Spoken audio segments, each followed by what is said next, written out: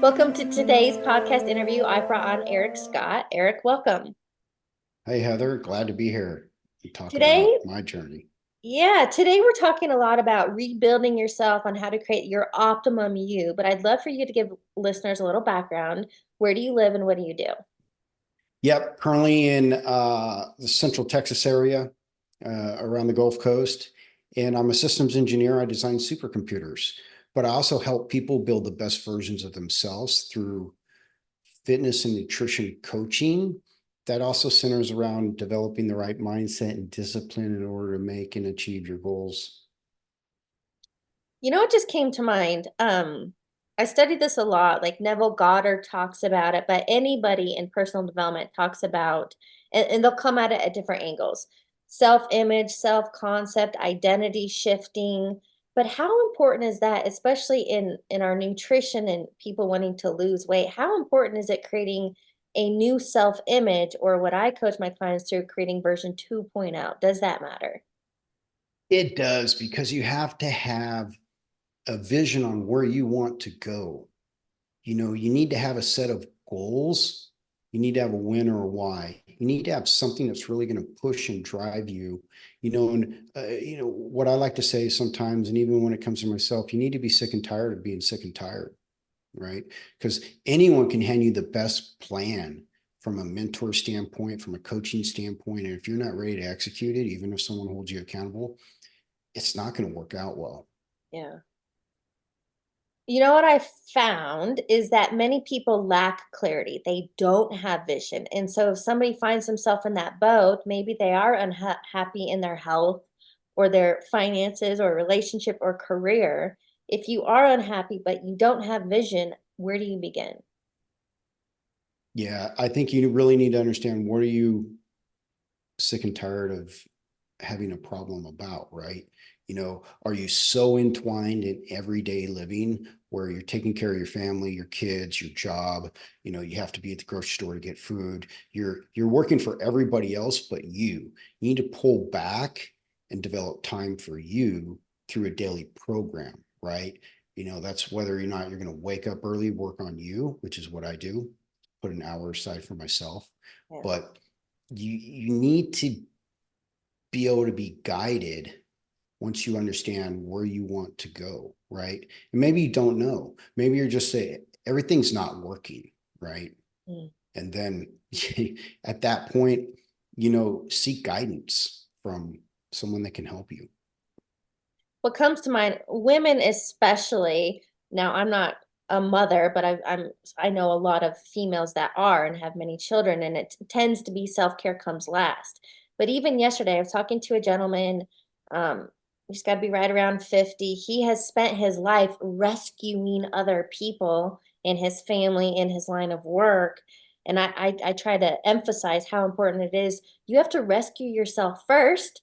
You have to be your number one priority, because if you don't take care of you, you can't take care of anyone else, be a leader at work or family or personal life, whatever.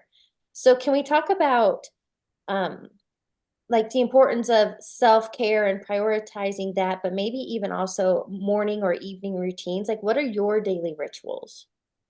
Yeah, absolutely. I think when it comes to self-care, right, you need to focus on building you up as the pillar of your family, of your career, of the people around you. You need to have a solid foundation, right? You don't build a house on a foundation of wood. You build a house on a foundation of cement, right? And hard rocks and so forth, right?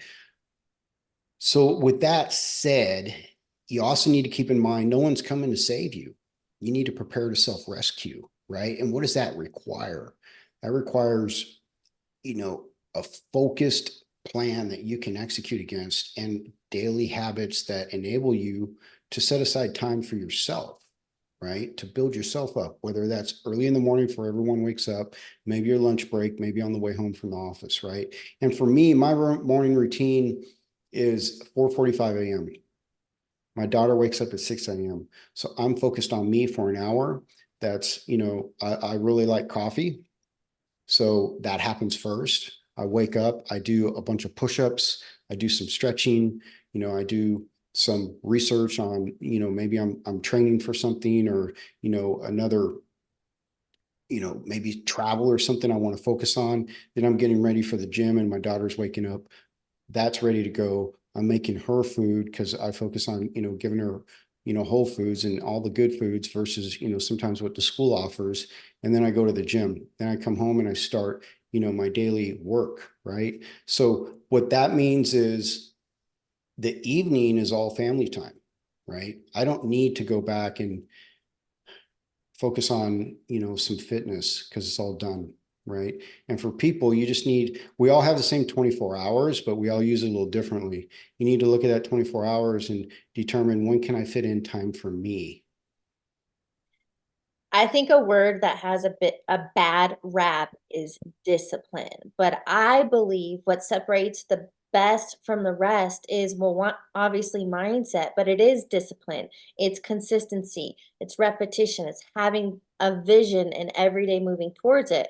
So can we talk about the power of discipline? And it's going to look different for everyone, but why do we need to have discipline? Yeah, that goes back to being able to stick with the plan, your daily plan, your fitness plan, your nutrition plan, maybe your investment plan, but you also have to play the long game. Nothing happens immediately, right? You might lose 1 to 2 pounds a week over a period of time, but you're not reaching that goal right away, and the focus of discipline is it's going to help you succeed when you don't want to keep going, right?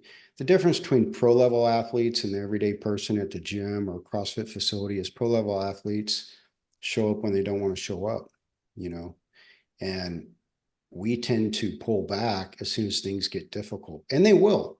You're going to have a bad morning. You're going to be tired. You're going to have a headache. It's totally different if you're really injured, right? That's a different scenario, but developing discipline to help you execute against a goal is really important. And do you need to like show up the first day like, hey, nothing's going to stop me? No, you develop this over time, Yeah. right?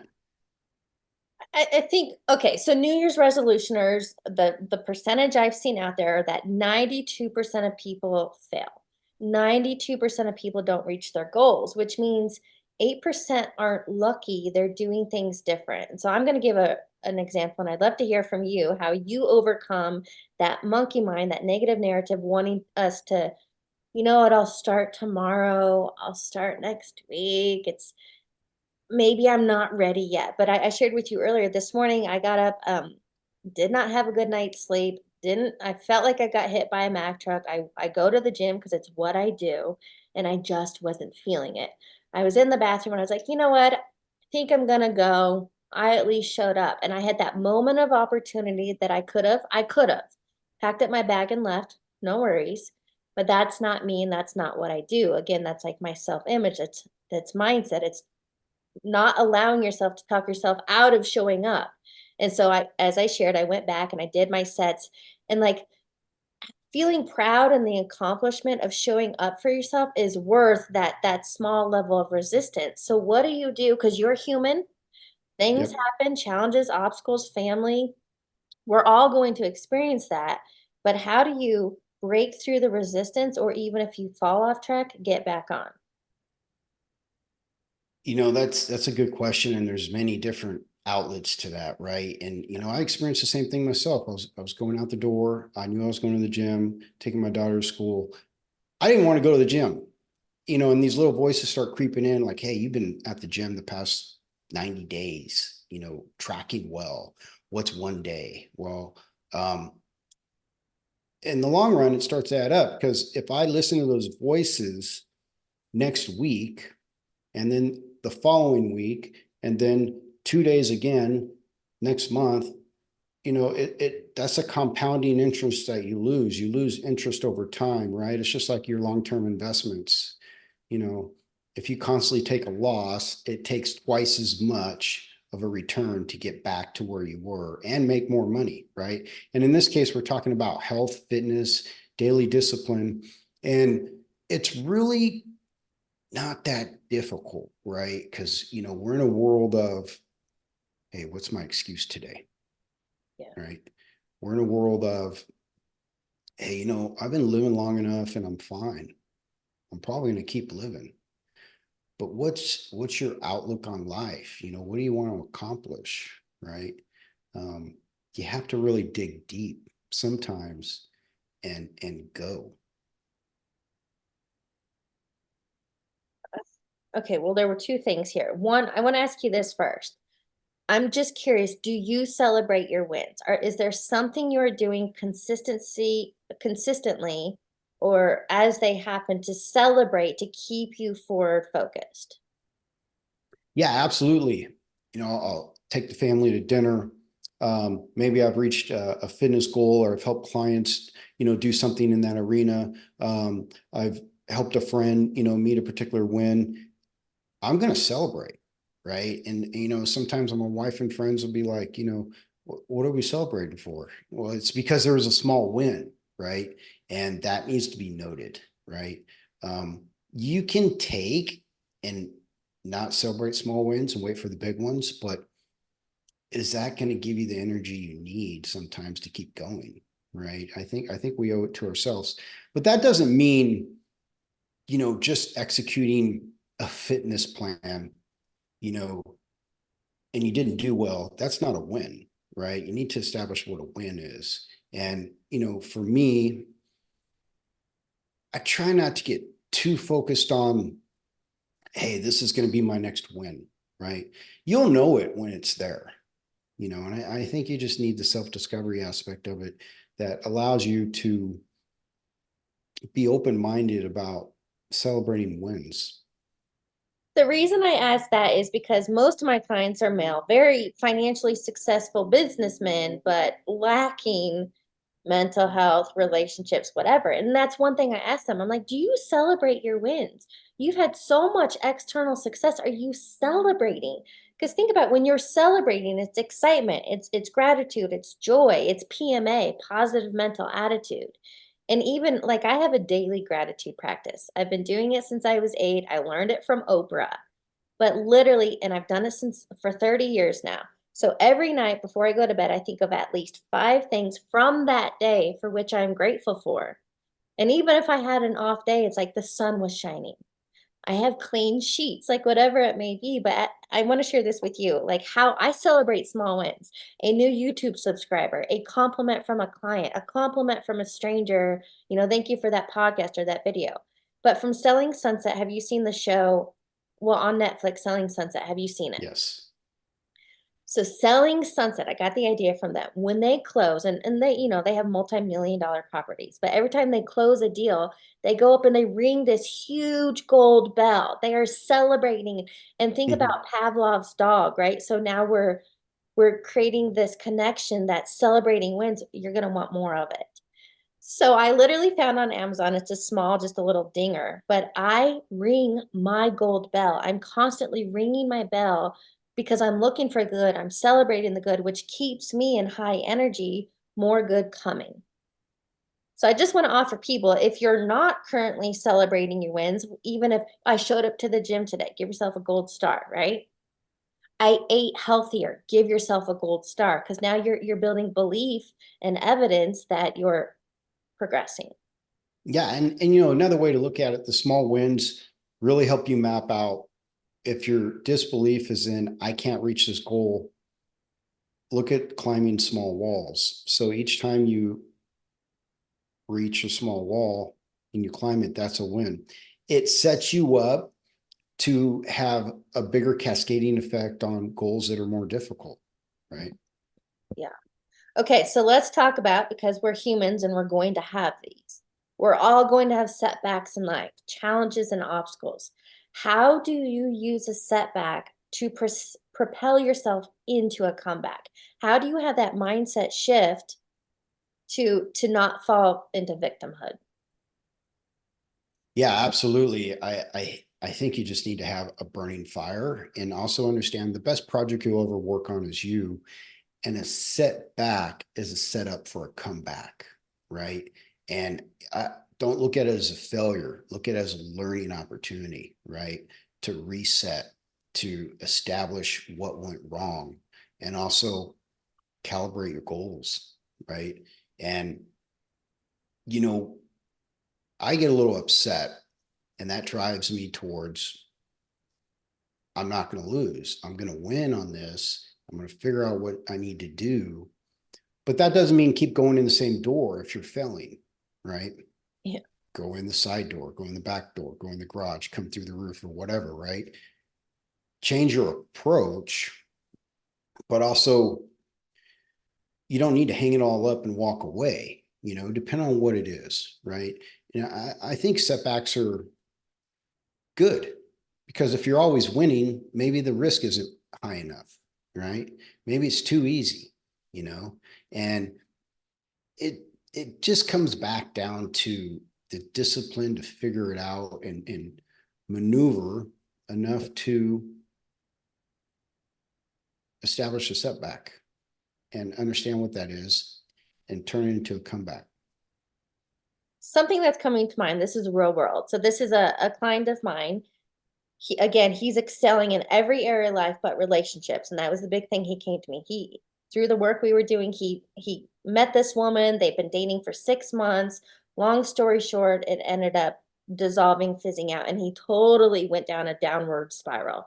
Like um rejection and fear and powerless and victim. Like he fell deep. And if you are you familiar with the emotional guidance scale? Yeah. So if you're not, emotional guidance scale at the very top is love, the bottom is fear, and then there's a spectrum in between.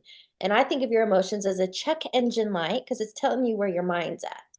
And he sent me an email on Sunday saying, kind of spewing it all out, but he's like, I'm just angry. And I was like, angry is a great place to be because you've moved above those lower levels. Anger is now, that is the fire to move forward to deal with his fear of rejection, all these things. But even here's a mindset shift I think of. So when we have the setbacks, when things don't go our way, a saying found years ago is rejection is redirection. Yeah. So even those looking for jobs and they're so excited about a job and they don't get it, you have to trust and have faith that, okay, that wasn't the job for you. But Eric, I'm curious, like, how do you have that mindset perspective to trust, to have faith, to surrender, and to keep going? That takes, I mean, that takes mental discipline. It really does. And, you know, you often hear about life lessons, right? Mm. And not everything's meant to be. I could be highly focused and think I'm really aligned to a particular career opportunity, and it doesn't work out. I want to learn from that and redirect my energy, right? There's also an energy frequency chart. At the very top is high frequency. You're good to be around. You project good emotions, right? You help family and friends. At the bottom of that is low frequency. It's, oh, I can't catch a break. Everyone's out to get me. Mm. You know, I should have got that last job because I was the best person, right? Or I should be making more money because I work hard. Well, you got to get out of that. You got to, put yourself up at a higher frequency and operate at a different level, right? We can all do it. Okay, so let's talk about what that means because you're speaking my language. So, but some people might not understand that. How do you uh, like live at an optimal level? So let me back up a little bit. I come from a corporate environment. I lived in monotony, that rat race, that thing that we're conditioned to believe is going to create happiness, and guess what? It doesn't. And so for me, I had to remove myself from that environment because it wasn't in line with my values. So maybe we could talk about values next. Let me Mhm. star that one. But right now, what can individuals do? Because most people are living far below their means.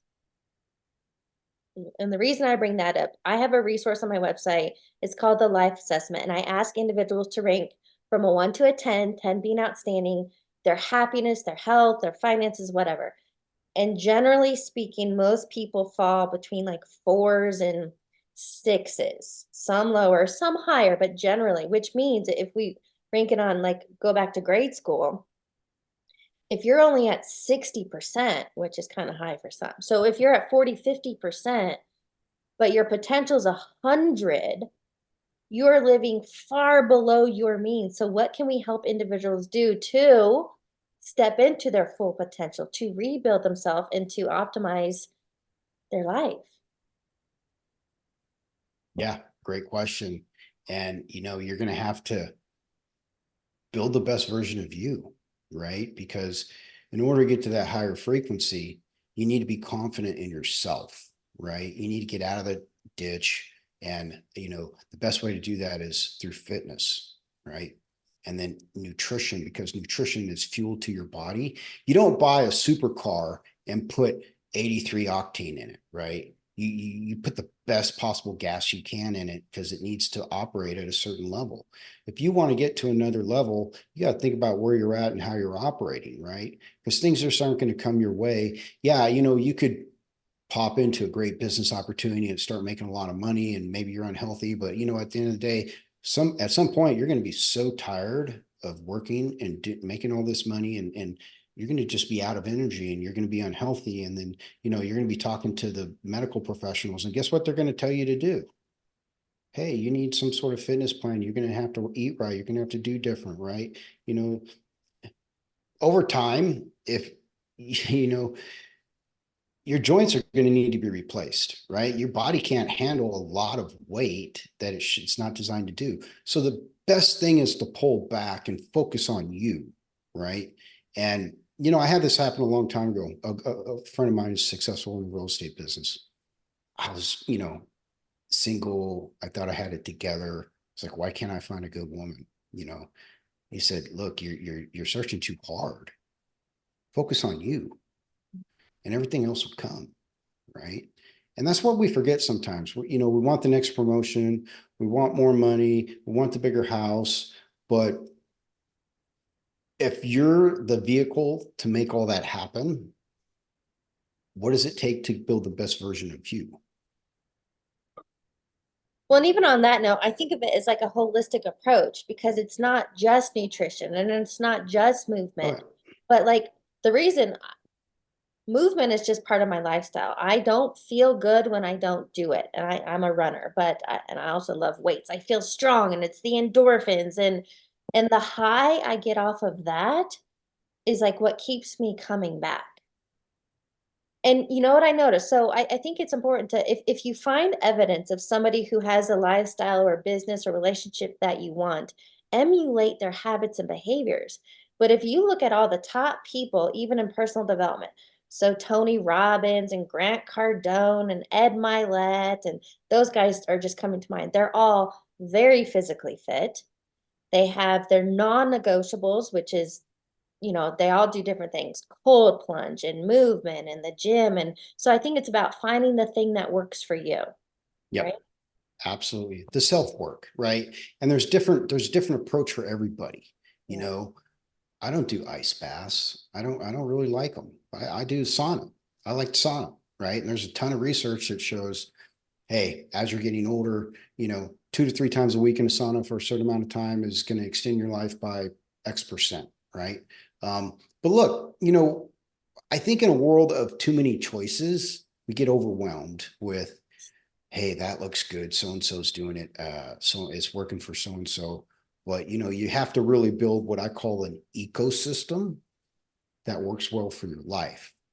And does it need to be 5 days in the gym? No. Does it need to be super strict nutrition? No.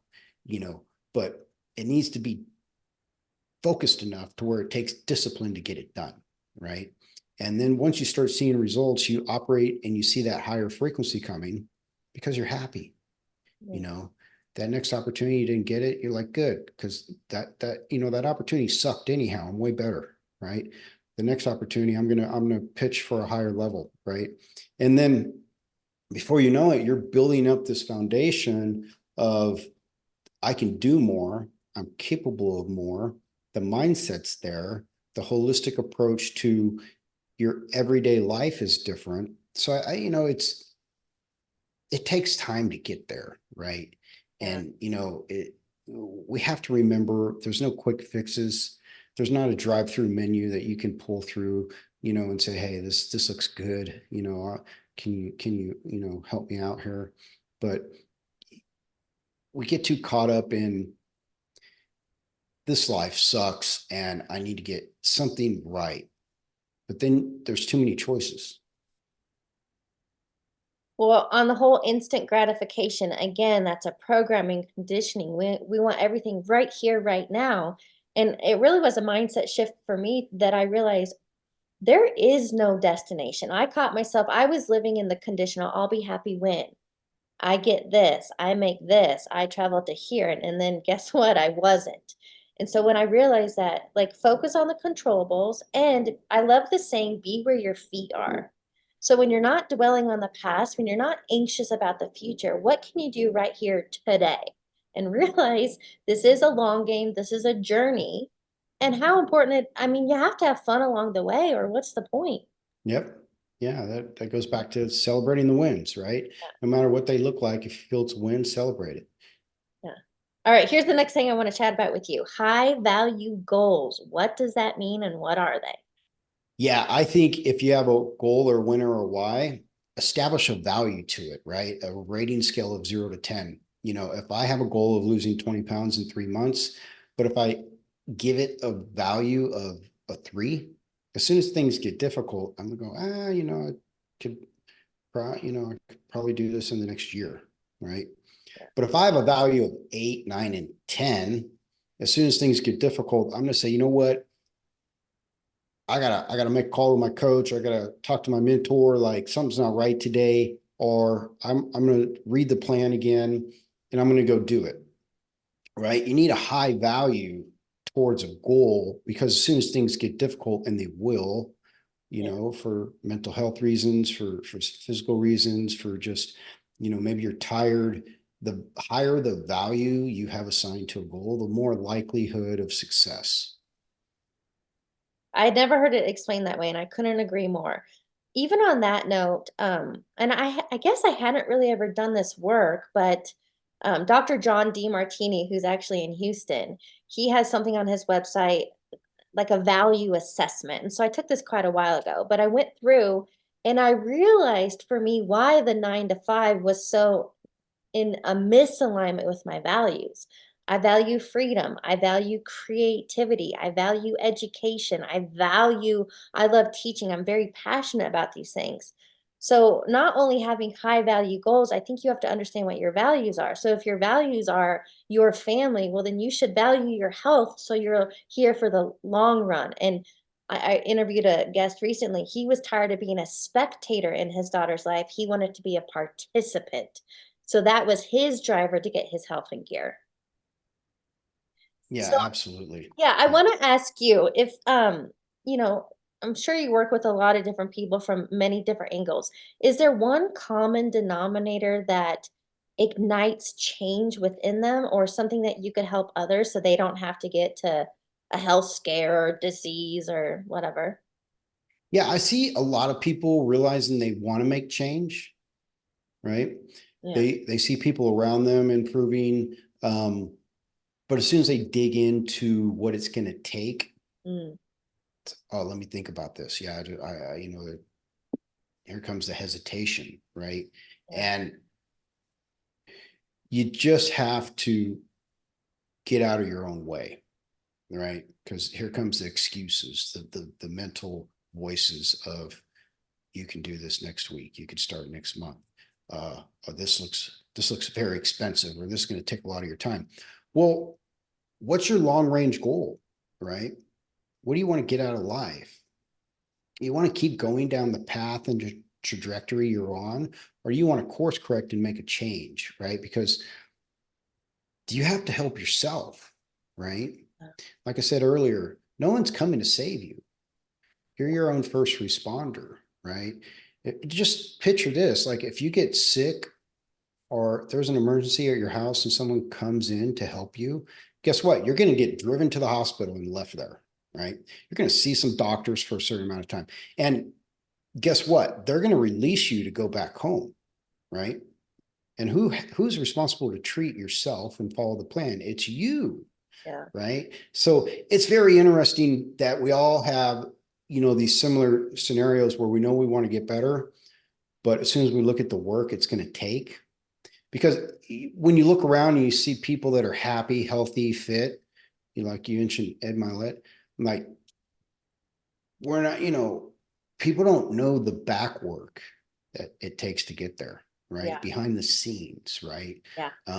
Because you can't display all that every day for everyone to watch, right? There's not a 24-hour documentary going on in most of our lives, right? But, you know, people that are there, we do have a responsibility to share more of that behind the scenes look and, to help people realize we're all human, right? We all come from similar issues. Yeah. I think, oh, I just want to inspire and motivate people that like we all have an expiration date and people are sitting around and wasting their life. And a question I ask potential clients is if we have the same conversation right now. So if you feel like you're stuck and you're not making progress, if we have the same conversation 6 months or even a year from now and nothing has changed, what is that going to cost you? Yeah. Happiness, health, maybe more finances, distress, more stress and burnout. And so the time is now. Take action now. Start today, right? Yeah. There's a book called The Supple Leopard. It's about mobility, physical therapy. The gentleman's name is Dr. Kelly. He's a chiropractic care professional, but it talks about we all have a certain amount of credits. Heather, you might have 2,500 credits. I might have 1,800. But if I'm always taking credits from the bank, which is my body, and not replenishing them, someday I'm going to run out of credits. And, you just kind of noted that, we all have a certain lifespan. And if you use all those credits up and you're not replenishing the bank like a financial system, when you run out of credits, where are you going to go get them? It might be too late. Yeah. Here's what I want to ask you around the topic of rebuilding yourself or living up at your optimum level. What is a key takeaway you want listeners to get?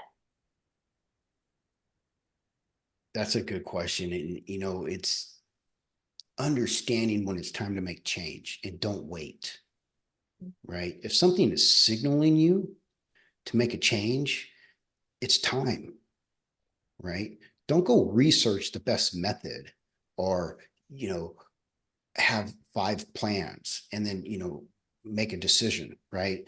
The fact that you're getting the signal to make a change is enough of a signal to get started. When the student is ready, the teacher appears. So even landing on this podcast today there's a reason. Here's what I'd love to do to wrap up the interview. I have a couple rapid fire questions for you. What is a quote or motto that you live by? The best project you'll ever work on is you. Couldn't agree more. What is a book you're currently reading or highly recommend? The Supple Leopard from That's Dr. Kelly. okay. Yeah. Final question. What advice would you give your younger self? Think about your future and build your life around longevity. Don't crush your body when you're young. You know, think about the long-term game, right? Eric, thank you so much for joining me today and having this conversation. Thank you so much, Heather. I appreciate it.